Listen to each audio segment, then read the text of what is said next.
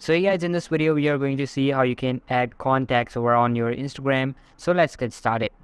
Here you can see I have my Instagram right here, and currently I am in my profile. Now if you want to add the contact in your Instagram, all you need to do, you're gonna go and head over to the three horizontal lines in the top right, and once you tap on that, this menu will be open.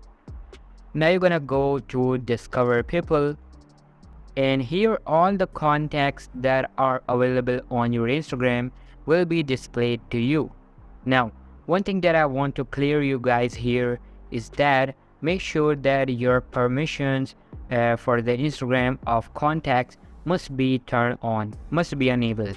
So if it's denied, so you have to enable that permission, and for that you're gonna go to Instagram, hold your application and go to app info, and over there you have to go to permissions, and from here go to contacts, and currently if it's checked to don't allow, then check it to allow.